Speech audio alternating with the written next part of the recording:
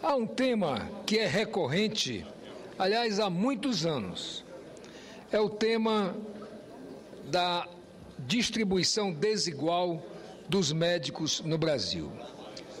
No domingo passado, dia 8, o jornal O Globo publicou como matéria de capa: programas falham e Brasil não atrai médico para as áreas pobres.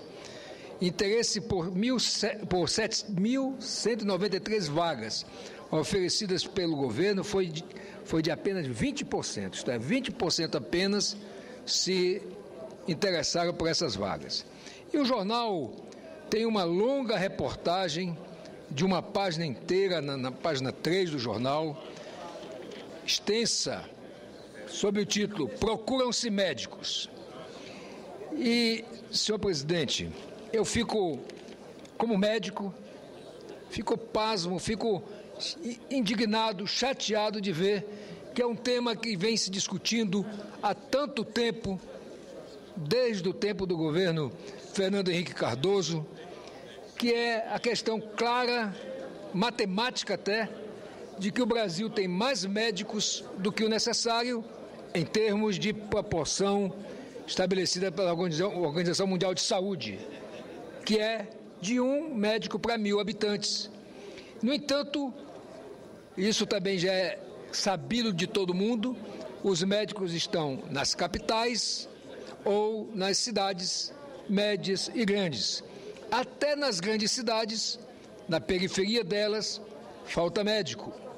E toda hora nós estamos vendo na televisão as pessoas ou nas salas de espera ou nos corredores, à míngua em busca de um atendimento médico. E aí pergunta-se, a culpa é da falta de médicos ou a culpa é de uma falta de uma política de valorização da profissão do médico? Isto é, o médico, que existe, portanto, repito, em número suficiente, não tem estímulo para ir realmente para o interior, não é porque, como diz a matéria, a prefeitura X do município do interior paga 3 vezes mais do que paga, por exemplo, uma capital grande. Acontece que lá no município X do interior, ele vai para lá e não tem sequer condições de trabalhar. Ele vai se expor a trabalhar botando em risco a vida dos pacientes. Isso é um fato claro, notório, para quem quer que seja de qualquer estado verificar. E aí pergunta-se, nesse mapa aqui, o Brasil é o 33º país do mundo em distribuição ou má distribuição dos médicos. Existe uma correlação de 1,95 médicos por 1.000 habitantes no Brasil. E o pior, se olharmos o mapa que o jornal publica, aí nós vamos ver que o adensamento dos médicos está justamente nas regiões centro-sul do país. A região norte e nordeste há uma carência absoluta.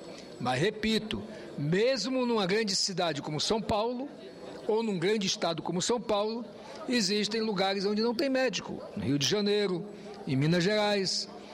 E aí, como em tudo na medicina, tem o diagnóstico. Qual é o tratamento? Qual é a forma de se fazer isso? Como resolver isso?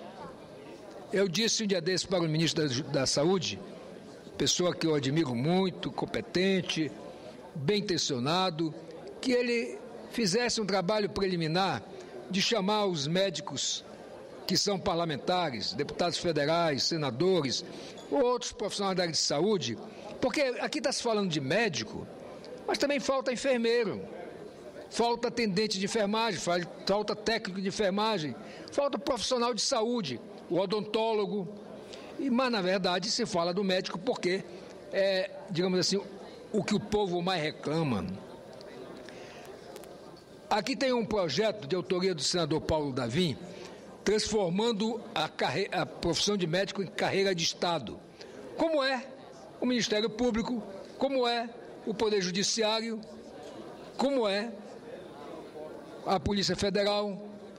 Será que é menos importante a saúde do que essas outras áreas? Será que a condição de ter garantia de um tratamento digno é menos importante do que essas outras áreas? Não, não é com certeza.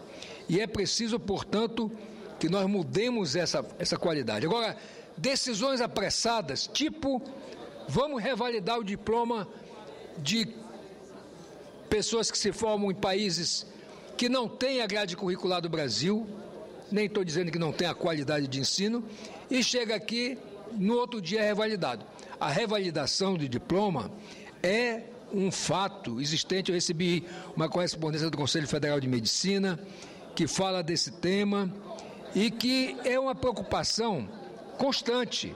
E mais ainda, eu tenho um documento aqui que 17 países no mundo se manifestam contra a revalidação automática de diplomas. Não vai se resolver o problema, portanto, da falta de médicos, abrindo as portas simplesmente para que qualquer médico tenha o seu diploma revalidado sem a devida cautela. E aqui, num outro documento chamado Demografia Médica no Brasil, nós temos um levantamento feito pelo Conselho Federal de Medicina e pelo Conselho de Medicina do Estado de São Paulo, e nós temos aqui a distribuição por região. Se nós olharmos especialistas, onde estão 66,12% na região sul, 53,35% na região sudeste, 62% na região centro-oeste. Aí vem a região nordeste, cai para 49%, a região norte para 45%. Generalistas, a situação é a mesma, maior concentração na região sudeste, depois região sul e região norte também por menos. Na correlação fica da seguinte maneira: região sul, 1,95 médico para 1.000 habitantes. Região centro-oeste, 1,66. Região sudeste, 1,16. Região nordeste, 0,96. Quer dizer, não tem sequer um médico para 1.000 habitantes. E na região norte, 0,83. Também menos do que tem a região nordeste.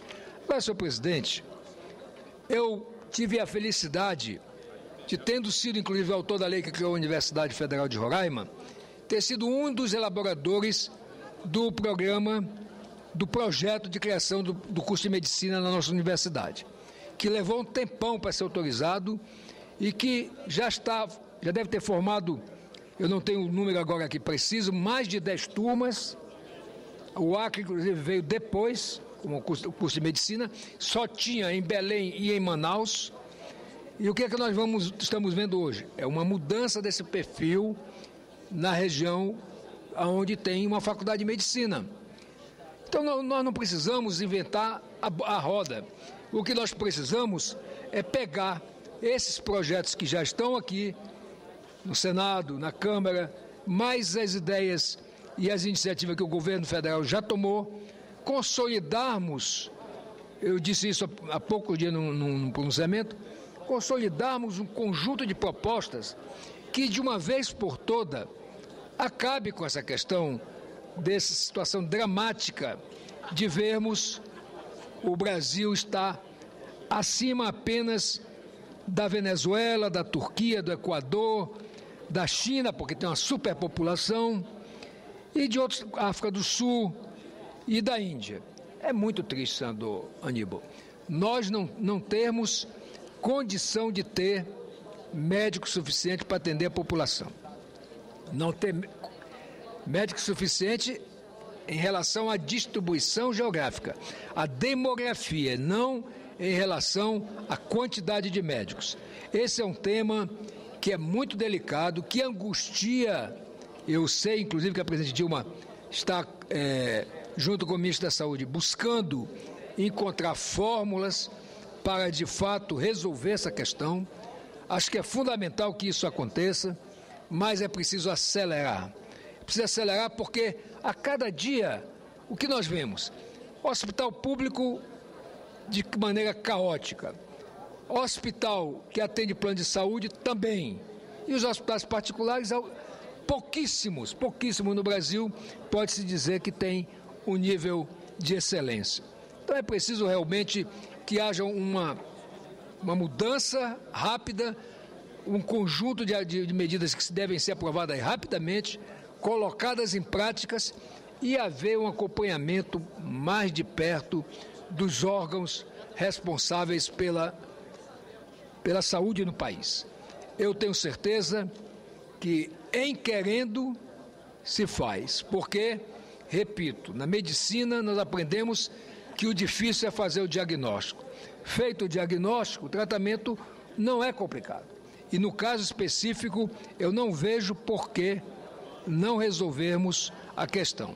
Eu quero dizer que tenho mantido um contato permanente com o Conselho Federal de Medicina, com os órgãos encarregados da questão da formação dos médicos, e eu queria dizer a Vossa Excelência, senhor presidente, e a Vossas Excelências, senhores senadores e senadoras, o Brasil conta com 372 mil médicos e 185 escolas de medicina em atividade. Entre 188 nações, apenas China, Estados Unidos, Índia e Rússia nos superam em números absolutos de profissionais, absolutos. De 70 até 2011, o aumento de médicos no Brasil foi de 53%, enquanto a população cresceu 104%. Então é preciso que nós realmente analisemos esses documentos. Aqui é um ofício do Conselho Federal de Medicina que eu vou pedir que seja transcrito na íntegra, como parte desse meu pronunciamento, assim como esse documento Demografia no Brasil e esse outro documento que fala dos países que são contra a revalidação automática de diplomas. Porque, no fim, e esse documento é da Federação Ibero-Americana de Entidades Médicas, porque, no fim, não adianta também nós pensarmos que na quantidade, temos que ver a qualidade e as condições de trabalho do profissional, porque eu tive a oportunidade, que digo para mim até que foi feliz, de tendo me formado lá em 1969, começado a trabalhar em 1970, numa época em que nós tínhamos pouquíssimos médicos, equipamentos precários, nós não tínhamos ultrassom, não tínhamos imagem, portanto, a não ser raio-x, e, no entanto, nós fizemos, como se diz no popular, das tripas coração e conseguimos salvar muitas vidas. Mas com a tecnologia que dispomos hoje, não é mais possível pensar num médico que atenda um município apenas com um estetoscópio e um tensiômetro na mão. É preciso, sim, que o governo resolva a questão da distribuição dos médicos, mas é preciso também que os governos municipal, estadual e federal deem a atenção para que, de fato, o médico, em estando distribuído adequadamente, que não é o caso hoje, possa, de fato, exercer a profissão com dignidade, podendo, de fato, ser útil à pessoa que está doente, a pessoa que busca um atendimento médico, uma receita, um procedimento, e que, na verdade, muitas vezes não se faz. No meu estado, por exemplo, se instalou um caos na saúde, ao ponto de que faltam os materiais mais elementares no hospital geral do governo, na maternidade. Então, por que essas coisas acontecem? Porque os governos não priorizam a saúde do povo. Preferem fazer festas, preferem fazer obras megalomaníacas, preferem fazer qualquer tipo de atividade, menos investir de maneira séria na saúde, porque é de saúde que eu estou falando, porque também não é diferente na educação nem na segurança, mas aqui, eu repito, nós não podemos mais, estava falando hoje com o senador Paulo Davim, e quero provocar mesmo os colegas médicos para que nós possamos nos reunir junto com os outros profissionais de saúde e aguardando o convite do ministro da Saúde, para que nós possamos fazer essa frente de luta para mudar essa realidade triste do país no que tange ao ponto mais importante que a pessoa humana tem depois da vida, senador Benedito, que é a saúde. Muitas vezes nem adianta muito estar vivo se a pessoa vive doente, vive incapacitado de fazer as coisas, quando poderia ser de fato curado. No entanto, eu vou encerrar aqui o meu pronunciamento, mesmo ainda faltando alguns minutos, encerrando com este apelo ao ministro da Saúde, para que, de fato, ele já tem várias medidas tomadas, mas que ele procure buscar os parlamentares federais para uma rápida ação, da mesma forma que convocar os governadores e os prefeitos, fazer com que os seus técnicos possam ir aos municípios e implementar ações que possam, de fato, fazer com que o município tenha médico, porque o município é o principal ente federado que precisa. É lá que mora o cidadão não mora, de fato, aonde? Ele mora na rua tal, do bairro tal, do município tal, e é lá que ele adoece. E aí, senador Cacildo, Vossa Excelência, que já foi até governador, sabe, tem prefeitos que não constroem um posto de saúde, mas tem ambulância. Por quê? Porque quando adoece alguém, ele bota na ambulância e manda para o município vizinho, manda para a capital. Isso nós vemos aqui em Brasília, onde a estrutura pública de saúde é sobrecarregada pelos doentes que vêm dos municípios do entorno e de toda outra parte do país. No meu estado, eu recebo todo dia pedido de passagem, pedido de apoio para a pessoa sair de Boa Vista, que é a capital do meu estado, para Manaus, para Parnaíba, para Teresina, no Piauí, que é um centro de excelência, para Brasília, para São Paulo. Por quê? Porque falta nesses lugares as condições mínimas para que o médico resolva problemas, às vezes, que são elementares. E se nós fizéssemos um grande mutirão, por exemplo, das universidades, pegando as universidades de ponta como a USP e fizéssemos convênios por esse Brasil afora, para que esses professores fossem a cada estado, periodicamente, e que cada estado, pelo menos cada estado, tivesse um curso de medicina. Como eu disse, até bem pouco tempo, na Amazônia toda, só tinha curso de medicina em Belém, no Pará, e em Manaus, no Amazonas. Agora nós já temos em Roraima, como eu falei, já formamos mais de 10 turmas, já temos no Acre, já temos em Rondônia, o que é um grande avanço. É preciso que todos, proporcionalmente, tenham escolas de medicinas federais ou estaduais, de forma a que, formando os médicos no local, mais facilidade tenhamos para, de fato, ter uma boa assistência. Isso, eu acredito que é uma obrigação número 1 do governo, combater a falta de oportunidade de dar saúde à população. Com muita honra, o senador Cacildo. Eu sei que o tempo de Vossa Excelência está se esgotando, mas eu não pude deixar de pegar essa carona, senador Bozarilo Cavalcante, já que Vossa Excelência fala com propriedade e, além de ser médico, de ser senador pelo seu estado, entende desse métier, entende dessa questão que é tão fundamental. Vossa Excelência está defendendo uma tese para evitar, como se diz, a ambulancioterapia, para evitar essa corrida para outros centros, para que haja descentralização do atendimento à saúde. Que tema lindo, que tema bonito. De atender as pessoas no seu meio, onde elas se encontram, levar as condições para que as pessoas se sintam bem onde moram, para buscar os mínimos, as mínimas condições de educação, disso, daquilo, mas também da saúde. Isso é muito lindo. Continue nessa tese. Terá o nosso apoio, eu acho que o apoio do Brasil, senador Bozarilo Cavalcante. Muito obrigado, senador Cacildo. Eu realmente... Você disse uma coisa muito certa. Essa questão da ambulancioterapia é uma coisa que tem que acabar no Brasil. Muitos prefeitos, repito, por falta de condição até, compram ambulâncias, a pessoa adoeceu, bota na ambulância, manda para o município vizinho, manda para a capital e o município só faz isso. Tem, às vezes, 1 ou 2 médicos que fazem a triagem e empurram o doente para frente. Nós podemos mudar essa realidade. Está aqui o senador Paulo Davim, que é autor de um projeto que transforma a carreira de médico em carreira de Estado.